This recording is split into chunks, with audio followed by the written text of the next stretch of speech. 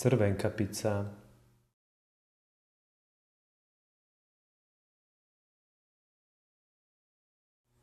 Prije mnogo godina u jednom malom selu živjela je jedna ljupka djevojčica. Baka joj je za rođendan poklonila crvenu kapicu koju je djevojčica uvijek nosila, pa su je nazvali Crvenkapicom. Jednoga dana mama joj reče: Crvenkapice, baka je bolesna. Pođi i odnesi joj kolača i vina. No zapamti, nemoj skretati s puta.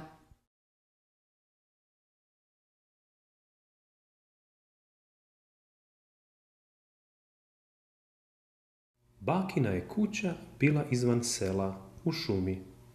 Kad je Crvenkapica došla u šumu, vidjela je mnogo cvijeća. Kako lijepo cvijeće, Pomisli, nabrat ću ga za baku. Crvenkapica je brala cvijeće i ne primijetivši skrenula s puta. Zašla je duboko u šumu i srela je vuka. Nije znala da je vuk opasna zvijer, pa se nije ni uplašila.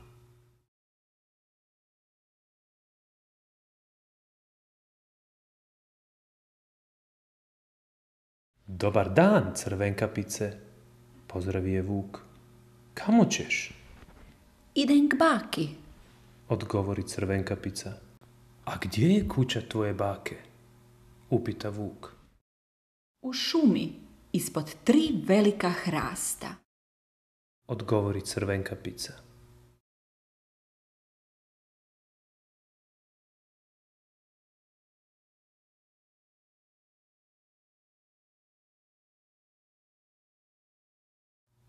Vuk pozdravi Crvenkapicu i brzo otrči bakinoj kući te pokuca na vrata.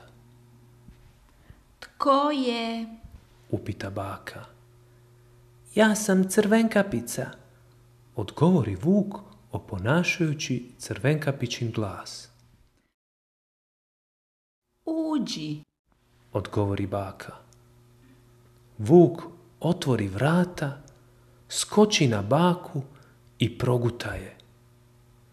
Zatim legne u postelju, na glavu stavi bakinu kapicu i naočale i pričeka Crvenkapicu.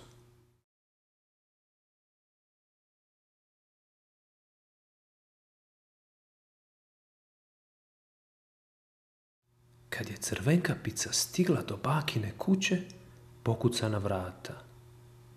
Vuk se od kucanja probudi i zapita promijenivši glas. Tko je? Ja sam, tvoja Crvenkapica. Nosim ti kolača i vina. Samo uđi, odgovori vuk. Crvenkapica uđe. Uplaši se vidjevši kako baka izgleda.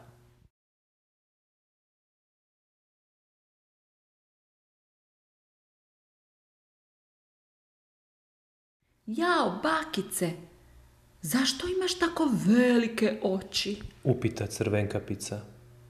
Da te bolje vidim, odgovori vuk. A zašto imaš tako velike uši? Da te bolje čujem, opet odgovori vuk. A zašto imaš tako velike zube? Da te brže pojedem, uzvikne vuk, skoči iz postelje i proguta Crvenkapicu. Pošto se zasitio, vuk legne u postelju i zadrijema.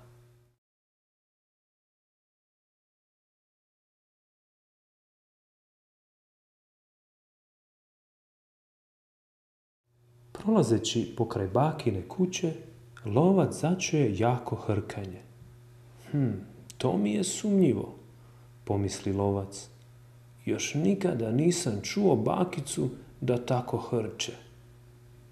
Lovac pogleda u kućicu i ugleda vuka kako tvrdo spava. a u trbuhu mu se nešto miče. Uđe u kuću, raspori vuku trbuh i izvuče bakicu i Crvenkapicu.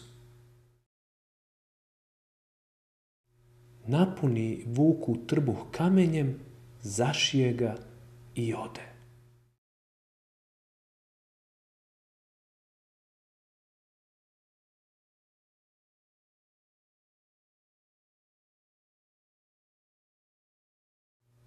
Kad se vuk probudio, bio je jako žedan.